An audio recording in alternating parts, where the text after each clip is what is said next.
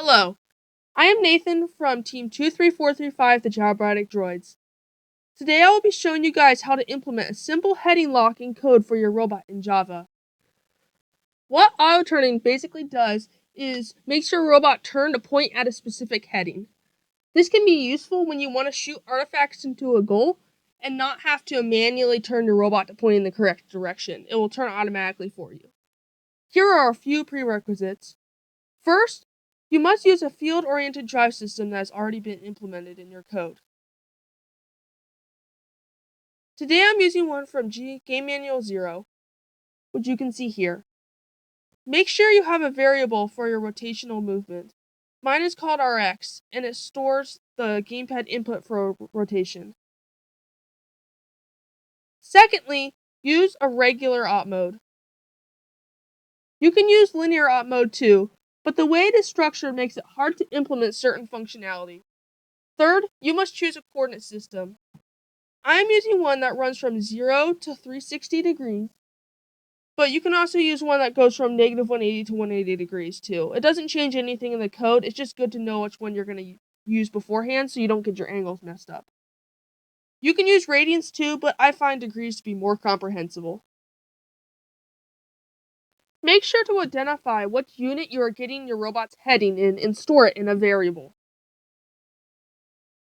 You can use the same variable for the heading that you use for your field-oriented drive controller, which usually needs it in radians for the sine and cosine functions.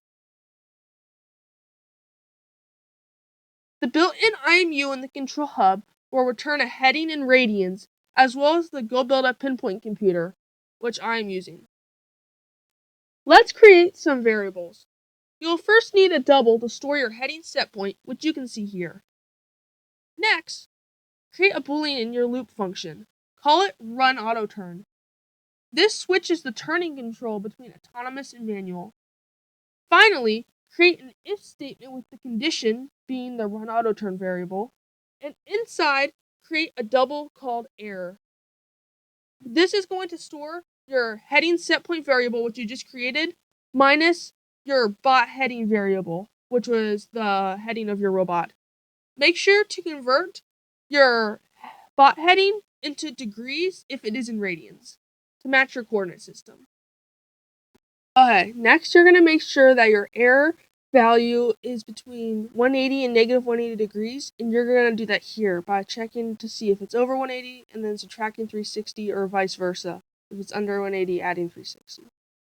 And then you're going to set your turn power. This is the Rx variable. That's where we get our turning input, to error times a constant. Now you want this constant to be tuned in such a way that the robot will try to turn to get to this position, but not overshoot when it reaches it. So I have 0.022, which works good for my robot, but it may be different for yours.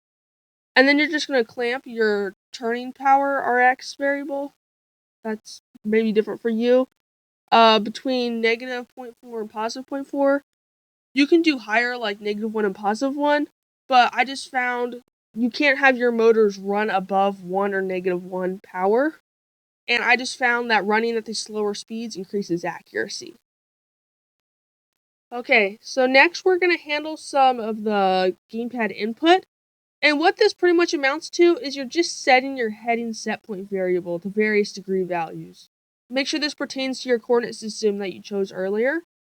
So what I'm doing here is when the cross is pressed, I just want to set it to 45 degrees. And then when the circle is pressed, set it to 270 degrees. And then how you actually run your auto turn is you have to set your run auto turn variable to be true and false when you're not running it. So this may look different for you, but I just have it when I'm holding the cross button, it'll turn to the set point, or the circle button, it'll turn to the set point. Okay, so I have my program running, and as you can see, the field-oriented drive works correctly as planned. I'm currently in manual turning mode, so I'm manually turning the robot. Now, when I press the cross button, the robot will automatically turn to orient 45 degrees to the left. And when I press the circle button, it will turn and point to the right. Make sure this matches your coordinate system.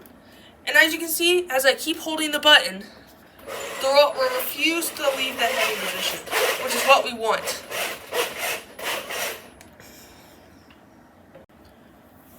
Okay, that's all I have for today. If you have any questions, please leave them in the comments below. Thank you for watching.